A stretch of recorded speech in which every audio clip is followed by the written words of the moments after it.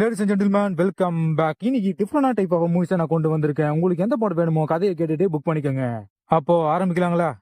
2008 release ஆன சோம்பு devil.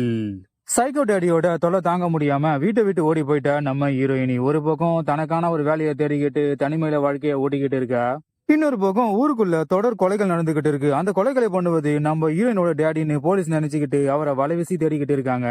இந்த நியூஸ் நம்ம ஹீரோயினோட காதுக்கு வருது. அவ டேடியை காப்பாத்த ஊருக்கு ஒரு வர. அவளும் அவளோட பாய் ஃப்ரெண்டும் சேர்ந்துக்கிட்டு இந்த கொலைகளை பண்ணுவது யாருன்னு கண்டுபிடிக்கிறாங்க. இதுக்கப்புறம் நம்ம ஹீரோனி தன்னோட டேடி ஒரு குற்றவாளி இல்லை என்று நிரூபித்தாளா இல்லையா, இந்த கொலைகள் பண்ணும் மர்ம மனிதன் யார் என்று கண்டுபிடித்து அடித்தாளா இல்லையான்னு படத்தை முடிக்கிறாங்க. ஒரு தரமான மொக்க படம். லேக் அடி அடின்னு அடிச்சுட்டே இருக்கும். சிஜி ஒர்க்ல மரத்திலேயே ஒரு மர்ம மதனை காமிச்சு நம்மளை வெறுப்பேத்திட்டாங்க.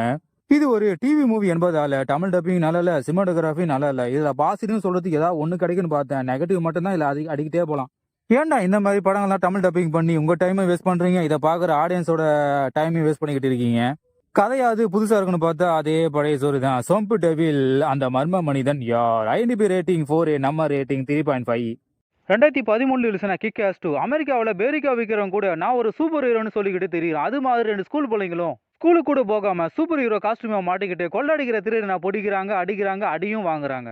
இவங்க கிட்ட எந்த ஒரு சூப்பர் பவரும் இல்ல, ஆனாலும் மக்களை வெறுப்பேத்துறாங்க, படம் பார்க்குற நம்மள கடுப்பேத்துறாங்க. ஊருக்குள்ள வெட்டியா சுத்துற சூப்பர் ஹீரோஸை பிடிச்சி ஒரு டீமை ஃபார்ம் பண்ணி நாட்டில் நடக்கிற குற்றங்களை தடுக்கிறாங்க. இதுதான் படத்தோட கதை. இன்னொரு பக்கம் ஒரு பணக்கார வீட்டு பையன் நான் தான் அடுத்த சூப்பர் வில்லன்னு இவனோட அம்மா கிட்ட சொல்லிக்கிட்டு இருக்கான். உடனே இவனோட அம்மா காண்டாயி இவனை கண்டபடி திட்டா. பயப்புள்ள பொசுக்குன்னு கோவப்பட்டு இவனோட அம்மாவையே கொண்டுட்டான். இந்த ஊருக்குள்ள இனிமே நான் தாண்டா சூப்பர் வில்லன்னு பெருமையா பீத்திக்கிறான். இவன் பணத்தை வச்சுக்கிட்டு ஊருக்குள்ள இருக்கிற பொறுக்கி புறம்போக்கு மொள்ள மாதிரி ரவுடி பாசங்களை ஒன்று சேர்த்து சூப்பர் ஹீரோஸை கொலை பண்றான். இதுக்கப்புறம் சொல்றதுக்கு ஒண்ணுமே இல்லை. இந்த படத்துல 7 அடிக்கு ஒரு கிழவி வருவா. அவ சட்டை போட மாட்டான், ஆனா சண்டை நல்லா போடுவா. அவளோட சண்டை மட்டும்தான் இந்த படத்துல தனியா தெரியுது.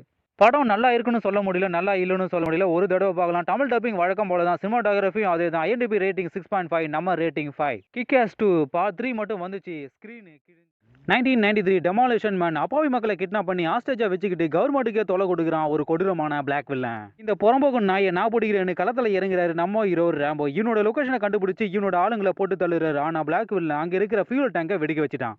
அதுல அப்பாவி மக்களை மாட்டிக்கிட்டு இறந்து போயிட்டாங்க. நம்ம ரேம்போ பண்ண சின்ன தப்புனால தான் இப்படி ஆச்சுன்னு இவரை கைது பண்ணி 70 வருடங்கள் சிறை தண்டனை கொடுக்குறாங்க. ஆனா இந்த தண்டனை வேற மாதிரி இருக்கு. ஒரு விதமான டெக்னாலஜியை யூஸ் பண்ணி நம்ம ரேம்போவை 70 வருடம் தூங்க வைக்கிறாங்க. இப்போ 30 வருடங்கள் கழிச்சு 2034 வருஷத்துல அந்த பிளாக் வில்லனை எழுப்புறாங்க. ஆனா அவன் எல்லாரும் அழிச்சு போட்டுட்டு ஜெயில இருந்து தப்பிச்சிட்டான். வன்முறை துப்பாக்கி என்றால் என்னன்னே தெரியாது இந்த உலகத்துல இந்த பிளாக் வில்லனை பல கொலைகள் பண்றான். போலீஸால கூட இவனை பிடிக்க முடியல. இவனை பிடிக்க ஒரே வழி நம்ம ரேம்போ தான் முடிவு பண்ணி 40 வருடங்கள் தூங்கிட்டு இருந்த சிங்கத்தை தட்டி எடுப்புறாங்க. இதுக்கப்புறம் நம்ம ரேம்போ 2034 மாட்டிக்கிட்டு முடிக்கிறாரு. டாய்லெட் போனா அதுக்கு ஒரு டெக்னாலஜி, கெட்ட வார்த்தை பேசினா அதுக்கு ஒரு ஃபைனு, ஆணும் பெண்ணும் ஒருத்தருக்கு ஒருத்தர் தொடாம ஜாலியா இருக்கு அதுக்கு ஒரு டெக்னாலஜி. இப்படி ஒரு டெக்னாலஜியில மாட்டிக்கிட்டு நம்ம ரேம்போ எப்படி சமாளிக்க போறாருன்னு படத்தை முடிக்கிறாங்க. தமிழ் டப்பிங் காமெடியா இருக்கு. சினிமாட்டோகிராஃபி அதை விட சூப்பரா இருக்கு. ஐஎன்டிபி ரேட்டிங் 6.7, நம்ம rating 6.4. Demolition man technology. 1993 judgment night. பொண்டாட்டிய குழந்தைய கண்டுக்காம இன்னும் விளையாட்டு பையனாவே இருக்காரு நம்ம ஹீரோ. பொண்டாட்டி ஏமாத்திட்டு இவரோட பதரும் கூடவே 2 முட்டாள் ஃப்ரெண்ட்ஸும் சரோஜா படத்துல வர காரை எழுதிக்கிட்டு பாக்ஸிங் மேட்சை பார்க்க போறாங்க.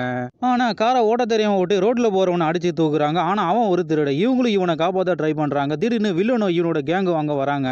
இவங்கள மடக்கி அந்த திருட்டு பையனை பிடிச்சி ஏன்டா எங்களுக்காடா துரோகம் பண்றான் அப்படின்னு இவனை சுட்டே கொண்டுட்டாங்க. இதை பார்த்து மெசலான நம்ம ஹீரோவும் இவனோட கேங்கும் என்ன பண்றதுன்னு தெரியாம முழிச்சுக்கிட்டு இருக்காங்க.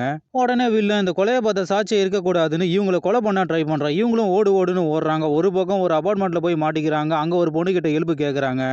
இதுக்கப்புறம் நம்ம ஹீரோவும் இவனோட கேங்கும் வில்லங்கிட்ட மாட்டாம எப்படிலாம் தப்பிக்க போறாங்கன்னு படத்தை முடிக்கிறாங்க. ஆனா லேக் அடிச்சுக்கிட்டே இருக்கும். தமிழ் டப்பிங் கேட்குற மாதிரி இருக்கு, சினிமாட்டோகிராஃபி பார்க்குற மாதிரி இருக்கு. ஐஎன்டிபி ரேட்டிங் 6.6, நம்ம ரேட்டிங் 5.6. ஜட்ஜ்மெண்ட் நைட்டு சிங்கம் புலி. 2024 ரிலீஸ் ஆன Bogota city of the lost. குடும்பம் என்னோட கதம்பம் அப்படின்னு குடும்பத்துக்காகவே வாழ்க்கையை ஓடிக்கிட்டு இருக்காரு நம்ம ஹீரோ. ஒரு பக்கம் நம்ம ஹீரோவாலையும் அவரோட ஃபேமிலியாலையும் அந்த ஊர்ல வாழ்க்கைய ஓட்ட முடியல. உடனே வீட்டை காலி பண்ணிக்கிட்டு ஊர் விட்டு ஊர் வராங்க. இன்னொரு பக்கம் இவரோட ஃபேமிலி ஃப்ரெண்டு மூலமா இவருக்கு ஒரு வேலை கிடைக்குது. அது ஒரு மாஃபியா கும்பல். நம்ம ஹீரோவுக்கும் இந்த வேலை பிடிக்கல, ஆனாலும் வேற வழி இல்ல, குடும்பத்துக்காக இந்த வேலையில ஜாயின் பண்றாரு. வேலையில ஜாயின் பண்ணி தொழிலை கத்துக்கிட்டு கொஞ்சம் கொஞ்சமா பெரிய ஆளாகிறாரு. இதுக்கப்புறம் நம்ம ஹீரோ டான் ஆக போறாரா இல்ல பிச்சைக்காரனா ஆக போறாரா இல்லையான்னு படத்தை முடிக்கிறாங்க. ஒரு தரமான படம். லேக் அடிக்கும், ஆனாலும் படம் நல்லா இருக்கும். தமிழ் டப்பிங் நீட்டு, சினிமாட்டோகிராஃபி குட்டு. ஒரு சில இடங்களில் படம் பொறுமையா போகுது, சில இடங்களில் படம் செல்ஃபி எடுக்கல, ஆனாலும் படம் பாக்குற மாதிரியே இருக்கு. Bogota city of the lost. கத்த நாங்க ஒன்னும் பூனை இல்ல, மத கொண்ட யானை. அண்ட் இப்போ ரேட்டிங் 5.6, நம்ம ரேட்டிங் 5.5.